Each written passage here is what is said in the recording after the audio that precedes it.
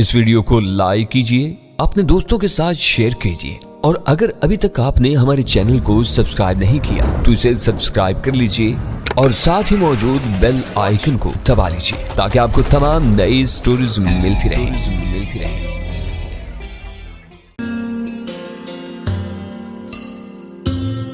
تو پھر وہ میری بات کیسے مان لیتی؟ بالآخر کافی سوچ بچار کے بعد میرے ذہن میں ایک منصوبہ آ ہی گیا۔ میں نے اسے آزمانے کا فیصلہ کر لیا، لیکن جو منصوبہ میرے ذہن میں آیا تھا اس پر مکمل طور پر اور کامیابی کے ساتھ عمل درآمد کرنے کے لیے مجھے کچھ وقت درکار تھا، لیکن اس کے علاوہ اور کوئی چارہ کار بھی نہ تھا۔ مجھے اب صرف اس بات کا انتظار تھا کہ دہل مجھے میرے اور امبالوں کے بارے میں کیا فیصلہ دیتی ہے۔ تیسرے دن سپہر کو جب کہ میں زالی کے جھونپڑے میں تھا، مجھے دہل کا پیغام ملا۔ اس نے مجھے فوراً بلوایا تھا۔ میں دہل کے جھونپڑے میں پہنچا۔ وہ اس وقت بھی گھاس پھوس کے نرم اور آرام دہ بستر پر لیٹی ہوئی تھی۔ اس نے مسکرا کر میرا خیر مقدم کیا اور مجھے اپنے پاس بستر پر بیٹھنے کی دعوت دی۔ میں اس کے قریب ہی بیٹھ گیا اور میں نے خود ہی بغیر اس کے کہے اس کا ہاتھ تھام لیا۔ میری اس حرکت پر دہل کھلکھلا کر ہنس پڑی اور اس کے موتیوں جیسے سفید دانت چمکنے لگے۔ میرے پاس تمہارے لیے بہت بڑی خوشخبری ہے بہادر ٹیابو، دہل نے مسکراتے ہوئے کہا۔ میں گزشتہ 2 دن سے اپنے ایک عمل میں مصروف تھی اور شیکان دیوتا کا قرب حاصل کرنے کی کوشش کر رہی تھی۔ آخرکار شیکان دیوتا نے مجھے اپنی زیارت سے نوازا۔ شیکان عظیم ہے اور وہ سب کچھ جانتا ہے۔ اسے یہ بھی معلوم ہے کہ جو ہم کہتے ہیں اور اسے وہ بھی معلوم ہے جو ہمارے دلوں میں رہتا ہے۔ اسے میرے دل کی ساری باتیں بھی پہلے سے معلوم تھی، لہٰذا مجھے اس سے کچھ کہنے کی ضرورت نہیں پڑی۔ اسے تمہیں معاف کر دیا ہے۔ اور پروفیسر میں دل ہی دل میں دہل کی سادہ لوہی پر ہنس رہا تھا۔ نہ جانے وہ کس عالم میں یہ سمجھتی تھی کہ شیکان دیوتا اس سے ہم کلام ہو رہا ہے۔ ویسے حقیقت یہ ہے پروفیسر کے توہمات بھی انسان کے دل و دماغ میں بڑی بڑی عجیب و غریب کیفیات کو جنم دیتے ہیں اور انسان انہیں حقیقت سمجھتا ہے۔ خیر تو دہل نے اپنی بات جاری رکھتے ہوئے کہا، شیکان دیوتا اب تم سے ناراض نہیں ہے۔ اس نے مجھے حکم دیا ہے کہ میں تم کو یہ بتا دوں کہ تم اپنا زیادہ سے زیادہ وقت میرے ساتھ گزارو، اس لیے اب آئندہ سے تم ناروں کے جھونپڑے میں نہیں بلکہ میرے جھونپڑے میں رہو گے۔ میں تمہارے لیے ایک نئے کمرے کا بندوبست کر دوں گی۔ شیکان دیوتا نے تمہاری اور میری مرضی اور خواہش کے مطابق امبالوں کی سزا بھی معاف کر دی ہے، تو کیا امبالوں کو ہلاک نہیں کیا جائے گا؟ میں نے خوش ہوتے ہوئے پوچھا۔ نہیں، جب شیکان دیوتا نے اس کی سزا معاف کر دی ہے تو پھر کس کی مجال ہے کہ امبالوں کی طرف آنکھ اٹھا کر بھی دیکھ سکے؟ دہل نے جواب دیا، لیکن اس طرح تو اس وقت تک قبیلے میں مردوں کی تعداد 10 کی بجائے 11 ہو جائے گی، اور جب امبالوں کی منسوخ شدہ سزا کا وقت آئے گا تو اس وقت تک یہ تعداد دوبارہ 12 ہو چکی ہوگی، کیونکہ تم لوگوں کا کہنا ہے کہ اس وقت تک قبیلے کا ایک اور لڑکا بالغ ہو چکا ہوگا۔ تمہارا کہنا ٹھیک ہے، دہل نے کہا۔ شیکان دیوتا نے اس بات کی خصوصی اجازت دے دی ہے کہ اگلے 3 ماہ تک قبیلے میں مردوں کی تعداد 11 رہ سکتی ہے، کیونکہ تمہارے عوض کسی دوسرے کی جان لینا درست نہیں۔ لیکن جب امبالوں کی منسوخ شدہ سزا کا وقت آئے گا اور اس وقت تک قبیلے میں ایک لڑکا اور بالغ ہو چکا ہوگا تو پھر اس وقت 2 مردوں کی قربانی دے کر مردوں کی تعداد کو دوبارہ درست کر دیا جائے گا۔ تعداد بہرحال وہی رہے گی، اس میں اضافہ نہیں ہوگا، لیکن قربان کیے جانے والے مردوں میں تم اور امبالوں شامل نہیں ہوگے۔ کسی بھی دوسرے 2 مردوں کی قربانی دے دی جائے گی۔ ان کے ناموں کا فیصلہ عظیم شیکان دیوتا خود ہی کرے گا۔ وہ چند لمحوں تک مجھے پیار بھری نظروں سے دیکھتی رہی اور پھر کہنے لگی، میں آج شام کو بستی کے سارے لوگوں کو میدان میں جمع کروں گی اور ان سب کے سامنے شیکان دیوتا کے اس فیصلے کا اعلان کروں گی۔ ابھی تم کسی سے اس کا ذکر نہیں کرنا، حتیٰ کہ ناروں سے بھی نہیں، جو کہ تم سے ہار جانے کے باوجود تمہاری بہت بڑی گرویدہ ہے۔ دہل نے مسکراتے ہوئے کہا، مجھے کسی سے اس بات کا ذکر کرنے کی کوئی ضرورت نہیں ہے، میں نے جواب دیا۔ تھوڑی دیر تک دہل کے ساتھ مزید وقت گزارنے کے بعد میں واپس ناروں کے جھونپڑے میں آ گیا تھا۔ حسب معمول اس وقت تک وہ اپنے مشغولات سے فارغ ہو کر واپس نہیں آئی تھی۔ مالچا اور پالچا بھی کہیں گئی ہوئی تھیں، دوسری 2 عورتیں موجود تھیں۔ میں سیدھا جھونپڑے کے اندر چلا گیا۔ تھوڑی دیر کے بعد ایک پہرے دار عورت نے آ کر مجھے بتایا کہ دہل نے حکم دیا ہے کہ بستی کے سارے لوگ میدان میں جمع ہو جائیں۔ وہاں وہ شیکان دیوتا کی طرف سے جاری کیا جانے والا کوئی نیا حکم سنانے والی ہے، اس لیے میں بھی جھونپڑی سے نکل کر میدان میں پہنچوں۔ میں دونوں پہرے دار عورتوں کی معیت میں میدان میں جا پہنچا۔ جہاں بستی کے سارے لوگ دھیرے دھیرے جمع ہو رہے تھے۔ میں نے ایک نظر اس طرف کے حصے پر ڈالی جہاں آج سے 3 دن قبل میں نے ہاتھی کو ہلاک کیا تھا۔ وہاں اب بھی ہاتھی کے گوشت کا اچھا خاصا ذخیرہ موجود تھا اور اس کے چاروں طرف آگ جل رہی تھی۔ چنتولا قبیلے کی ساری عورتیں اور مرد گزشتہ 3 دن سے اس ہاتھی کا کچا گوشت کھا رہی تھی، لیکن ابھی تک وہ اسے مکمل طور پر ختم نہیں کر پائی تھی۔ اس کی وجہ یہ تھی کہ بستی میں بسنے والوں کی تعداد بہت مختصر تھی اور ہاتھی بہت بڑا تھا، اس لیے اب تک یہ گوشت چل رہا تھا۔ گو کہ سخت گرمی اور دھوپ میں پڑے رہنے کے باعث یہ گوشت یقیناً سڑ چکا تھا اور میں میدان میں بسی ہوئی بدبو کو صاف طور پر محسوس کر سکتا تھا، لیکن ان وحشی انسانوں کے لیے اسے کوئی فرق نہیں پڑتا تھا۔ یہ برابر سڑا ہوا گوشت بھی کھائے چلے جا رہے تھے۔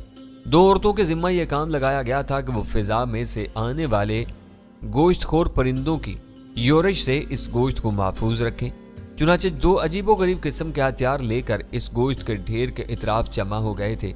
گدوں، چیلوں اور کووں کے گول آس پاس کے درختوں کی شاخوں پر ڈیرے ڈالے ہوئے تھے، لیکن جیسے ہی کوئی مردار خور پرندہ ہاتھی کے سڑے ہوئے گوشت کی طرف لپکنے کی کوشش کرتا، ویسے ہی اس غلیل نما ہتھیار سے پھینکا جانے والا پتھر اسے وہاں سے بھاگ جانے پر مجبور کر دیتا۔ وہ پرندہ پھر درخت کی کسی شاخ پر آ کر بیٹھتا اور حریص اور پرہوس نظروں سے گوشت کو تکنے لگتا۔ ان لوگوں اور جانوروں کے درمیان یہ نابرد آزمائی عجیب و غریب قسم کی تھی۔ ویسے سچ تو یہ ہے پروفیسر کہ میں نے ایسے خوفناک اور اتنے بڑے بڑے گدھ اپنی طویل زندگی میں بہت ہی کم مقامات پر دیکھے ہوں گے۔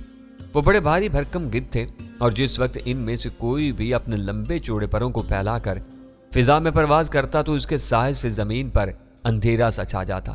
تاہم پیرے پر موجود دونوں عورتیں بہت چوکس تھیں اور وہ ان مردار خور پرندوں کو کسی طرح گوشت تک نہیں پہنچنے دے رہی تھی۔ آخر تھوڑی دیر کے بعد نارو بھی وہاں پہنچ گئی، اس کے ساتھ ہی مالچا اور پالچا بھی تھی۔ مسلح عورتوں کی ایک جمعیت مردوں کو اپنے ساتھ لیے ہوئے وہاں آئی تھی۔ امبالوں کو الگ لایا گیا تھا، وہ 2 تگڑی مسلح عورتوں کے زیر حفاظت لایا گیا تھا۔ اب سارے لوگ جمع ہو چکے تھے۔ تب دور سے ایک حیولہ آتا ہوا دکھائی دیا۔ قریب آنے پر سب نے دیکھا کہ وہ دہل تھی، لیکن اس وقت کی دہل پہلے کی دہل سے بہت مختلف تھی۔ اس کی گردن میں نہ جانے کن کن چیزوں کے بنے ہوئے بہت سارے ہار پڑے ہوئے تھے۔ اس کی کمر کے نزدیک ایک سیاہ رنگ کی ڈوری بنی ہوئی تھی اور اس ڈوری سے نہ جانے کیا کیا چیزیں بندھی ہوئی تھی۔ میں نے اس کے ہاتھ میں ایک لمبا سا عصا دیکھا۔ یہ وہی عصا تھا جو اس سے پہلے نراس کے ہاتھ میں نظر آتا تھا۔ فرق صرف یہ تھا کہ نراس اس عصے کے سہارے چلتی تھی، لیکن دہل عصے کو کسی ہتھیار کی طرح تھامے ہوئے اپنے سیدھے ہاتھ میں چاہانہ وقار کے ساتھ چلتی آ رہی تھی۔ وہ آہستہ آہستہ نپے تلے اور چھوٹے چھوٹے قدم رکھتی ہوئی چل رہی تھی۔ دہل عظیم ہے۔ دہل کے قریب آتے ہی لوگوں نے نعرہ بلند کر دیا۔ باقی مجمع نے بھی جواب میں نعرہ لگایا، شگان دیوتا عظیم ہے۔ لوگوں نے دوسرا نعرہ لگایا، شگان دیوتا عظیم تر ہے۔ مجمع نے بھی جواب دیا اور دہل آہستہ آہستہ چلتی ہوئی مجمع کے عین سامنے آ کر کھڑی ہو گئی۔ ٹیابو کہاں ہے؟ دہل نے سوال کیا۔ وہ میرے پاس آ جائے۔ میں نے دہل کے حکم کی تعمیل کی۔ امبالوں کو بھی میرے پاس لے آؤ۔ دہل نے ان مسلح عورتوں کو حکم دیا جو امبالوں کو اپنی نگرانی میں لے کر آئی تھی۔ دہل کے حکم کے مطابق امبالوں کو بھی میرے قریب لا کر کھڑا کر دیا گیا تھا۔ قبیلے کی عورتوں اور مردوں، دہل نے اپنی تقریر کا آغاز کیا۔ اس کی آواز بڑی متوازن، سنجیدہ اور غیر جذباتی لگ رہی تھی۔ جیسا تم سب کو معلوم ہے کہ عظیم ناراض کی زندگی میں سفید فام جسم کی شکل میں ڈمبالا کا یہاں نزول ہوا تھا۔ شگان دیوتا عظیم ہے، وہ سب کچھ جانتا ہے، دیکھتا ہے اور سنتا ہے۔ شگان چاہے تو انسان کے جسم سے ڈمبالا کی روح کو واپس بھی نکال سکتا ہے، اور ہماری بدقسمتی کہ اس بار ایسا ہی ہوا۔ ڈمبالا کی روح والے اس شخص نے اصولوں کی خلاف ورزی کی۔ وہ چوری چھپے مردوں کی وادی میں داخل ہو گیا تھا۔ اس نے خفیہ طور پر بات چیت کی اور امبالوں نے اسے وہ سب کچھ بتا دیا جو اسے نہیں بتانا چاہیے تھا۔ ڈمبالا کو یہاں کے تمام رازوں سے آگاہ کرنے کی ذمہ داری صرف میری یا نراز کی ہی تھی، اور ہم دونوں میں سے کوئی اسے اپنے رازوں میں شریک کر سکتا تھا، اور اگر نراز اسے قبیلے کی روایات کا ہم اثر بناتی تو اس کے لیے بھی اسے عظیم نراز کی اجازت کی ضرورت تھی۔ لیکن امبالوں نے کسی اجازت کی ضرورت محسوس نہیں کی، اور خود ہی ایک اجنبی شخص کو جو ہمارے لیے بالکل نیا تھا قبیلے کے سارے راز دیے۔ دہل چند لمحوں کے لیے سانس لینے کو رکی کہ سارا مجمع دم سادے اس کی تقریر سن رہا تھا۔ ہاں تو میں کہہ رہی تھی کہ سفید فام انسان اور امبالوں نے مل کر ایک جرم کیا تھا۔ شگان دیوتا سے کوئی بات چھپی نہیں رہتی۔ اس نے اپنے نام لیواؤں کے کانوں تک ان دونوں کے درمیان والی گفتگو کے الفاظ پہنچا دیے اور عظیم نراس اور نارو تک اس واقعے کی خبر پہنچ گئی۔ شگان دیوتا کے ایما پر عظیم نراس نے ان دونوں کے لیے موت کی سزا تجویز کی اور سفید فام کی تجویز پر یہ طے پایا کہ پہلے سفید فام کی قربانی دی جائے گی اور اس کے 3 ماہ بعد امبالو کی، لیکن پہلے سفید فام نارو سے کشتی لڑے گا، اور اگر اس نے نارو کو کشتی میں شکست دے دی، جو کہ بظاہر ایک ناممکن بات معلوم ہوتی تھی، تو وہ نارو کو قتل کر دے گا۔ عظیم نراس اور نارو دونوں نے سفید فام کی یہ شرط قبول کر لی تھی، لیکن تم سب لوگوں نے اپنی آنکھوں سے دیکھا اور عظیم نراس نے بھی دیکھا کہ سفید فام نے جس کے جسم سے ڈمبالا کی روح کو واپس نکال لیا گیا تھا، کشتی میں نارو کو شکست دے دی، لیکن اس کے ساتھ ہی اسے قتل کرنے سے انکار کر دیا، حالانکہ یہ اس کا حق تھا، اور اگر وہ نارو کو قتل کرنا چاہتا تو اسے ایسا کرنے سے کوئی روک نہیں سکتا تھا، لیکن اس کے دل میں کوئی انتقامی جذبہ نہیں تھا۔ اس نے کشادہ دلی کا مظاہرہ کرتے ہوئے نارو کو دوبارہ زندہ رہنے کا حق دے دیا۔ یہ بات اس شخص کی اعلیٰ ظرفی کا ثبوت ہے۔ اس کے علاوہ اسی دن اور اسی وقت اس شخص نے ایک پاگل اور مست ہاتھی کو جس طرح ہلاک کیا تھا، وہ اپنی مثال آپ ہے۔ اس نے ہماری پوری بستی کو نہ صرف تباہ ہونے سے بچایا بلکہ کئی دن تک بستی والوں کے لیے خوراک کا بھاری ذخیرہ بھی فراہم کر دیا۔ اس ہاتھی کی ہلاکت ایک نہایت ہی حیرت انگیز واقعہ ہے، اور اس شخص کی بے مثال بہادری ہی اس کی جوانمردی کا جیتا جاگتا ثبوت ہے۔ شگان عظیم ہے، وہ سب کچھ جانتا ہے، دیکھتا ہے اور سنتا ہے۔ اس نے اس سفید فام انسان کے ان دونوں کارناموں کو تعریف کی نظروں سے دیکھا اور اس کا قصور معاف فرما دیا۔ ابھی دہل کی زبان سے یہ الفاظ نکلے ہی تھے کہ شگان عظیم ہے، شگان عظیم ہے کے نعرے بلند ہونے لگے۔ اس غیر معمولی شور کو سن کر درختوں پر بیٹھے ہوئے گدھ اپنی لمبی لمبی اور پتلی پتلی گردنیں نکال کر غور سے انہیں دیکھنے لگے۔ غلیل بردار عورتوں کو اپنی طرف متوجہ پا کر انہوں نے دوبارہ اپنی گردنیں اندر کر لی۔ ٹیابو کی خواہش تھی کہ چاہے اسے ہلاک کر دیا جائے لیکن امبالو کو رہا کیا جائے۔ دہل نے دوبارہ اپنی تقریر کا سلسلہ وہیں سے شروع کیا تھا جہاں سے وہ ٹوٹ گیا تھا۔ اس نے اپنی اس خواہش کا اظہار برملا مجھ سے کیا تھا۔ اس کا کہنا تھا کہ امبالو بے قصور ہے کیونکہ خود اس نے ہی اسے بولنے پر مجبور کیا تھا، ورنہ امبالو خود اسے کوئی بات بتانے پر تیار نہیں تھا۔ شگان دیوتا سفید فام کی اس خواہش سے بھی بخوبی واقف تھا، چنانچہ اس نے حکم دیا ہے کہ امبالو کا قصور بھی معاف کر دیا جائے اور اسے بھی رہا کر دیا جائے۔ مجمع میں ایک بار پھر شگان عظیم ہے کہ نعرے بلند ہونے لگے تھے پروفیسر، لیکن اس کے باوجود عظیم شگان اس بات پر تیار نہیں ہے کہ قبیلے میں مردوں کی تعداد 10 سے زیادہ ہو۔ چنانچہ اس نے اتنی رائے دے دی ہے کہ صرف اگلے 3 ماہ تک، یعنی امبالو کی منسوخ شدہ سزا کا وقت آنے تک، مردوں کی موجودہ تعداد کو برقرار رکھا جا سکتا ہے، لیکن جیسے ہی 3 ماہ گزر جائیں اور قبیلے کا ایک اور لڑکا بالغ ہو جائے، ویسے ہی مردوں کی تعداد دوبارہ 10 کر دی جائے، اور اس کا طریقہ یہ ہوگا کہ مقررہ دن 1 کی بجائے 2 مردوں کو قربان کیا جائے، لیکن قربان کیے جانے والے مردوں میں ٹیابو اور امبالو شامل نہیں ہوں گے۔ چنانچہ آج اس وقت سے ٹیابو اور امبالو آزاد ہیں۔ یہ بستی کے پیچھے مردوں کی وادی میں دوسرے 10 مردوں کے ساتھ رہیں گے۔ دہل نے اپنی تقریر ختم کی اور فضا دہل عظیم ہے، شگان عظیم ہے کہ فلک شگاف نعروں سے ایک بار پھر گونج اٹھی۔ اجلاس ختم ہو گیا، سب عورتیں اپنے اپنے جھونپڑوں کی طرف روانہ ہو گئی تھی۔ اجلاس کے اختتام پر سب عورتیں اپنے اپنے جھونپڑوں کی طرف چلی گئی تھی۔ پروفیسر لیکن دہل نے میرا بازو پکڑتے ہوئے کہا، ٹیابو تو میرا مہمان رہے گا۔ اس کی آنکھوں میں چاہت کے تاثرات تھے، لیکن میرا ذہن بہت سی دوسری باتوں کے بارے میں سوچ رہا تھا۔ مجھے اپنے اس منصوبے پر عمل کرنا تھا جو میں نے قبیلے کے مردوں کو عورتوں کے بے جا ظلم و تشدد سے نجات دلانے کے لیے سوچا تھا۔ یہ منصوبہ مجھے تنہا ہی پایا تکمیل تک پہنچانا تھا، اور اس میں مجھے حکمت عملی اور تدبر سے کام لینا تھا۔ میں یہاں موجود لوگوں میں سے کسی کو بھی اپنے اعتماد میں نہیں لے سکتا تھا، کیونکہ وہ سب زبردست وہمات کے مارے ہوئے پسماندہ ذہنوں کے مالک تھے، اور میں ان کے لیے ایک اجنبی اور غیر شخص تھا۔ میں ان کے سامنے آیا تھا تو ایک دیوتا کے روپ میں تھا، لیکن جلد ہی ان کے شیگان دیوتا نے ڈمبالا کی روح کو میرے جسم سے نکال کر مجھے ایک عام انسان میں تبدیل کر دیا تھا، اور اب ان لوگوں کے نزدیک اگر میری کوئی حیثیت تھی تو وہ صرف اتنی کہ میں بس ایک انسان ہوں اور بہادری کے ساتھ ہاتھیوں کا مقابلہ کر سکتا ہوں، اور کوئی شاید ان کی نظروں میں میری خوبی نہیں تھی۔ ایک آدھ بار میرے ذہن میں یہ خیال پیدا ہوا کہ میں امبالو کو اپنے اعتماد میں لوں، لیکن پھر خود ہی اپنے اس خیال کو میں نے مسترد کر دیا۔ میں امبالو سمیت یہاں کے کسی مرد کو اس بات پر آمادہ نہیں کر سکتا تھا۔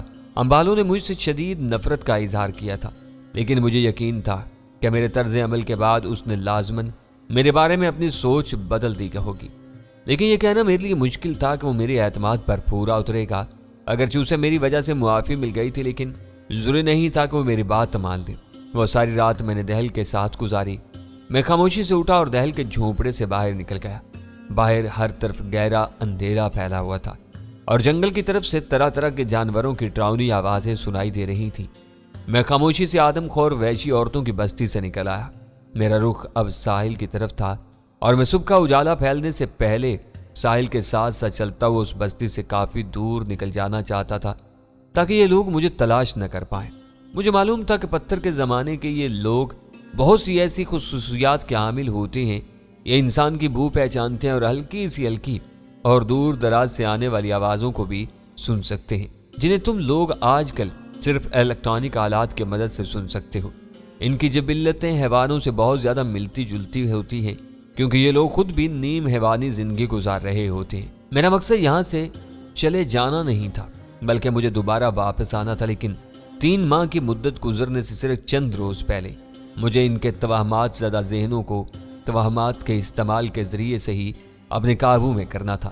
میں اس سلسلے میں اپنے ذہن میں پورا پروگرام ترتیب دے چکا تھا۔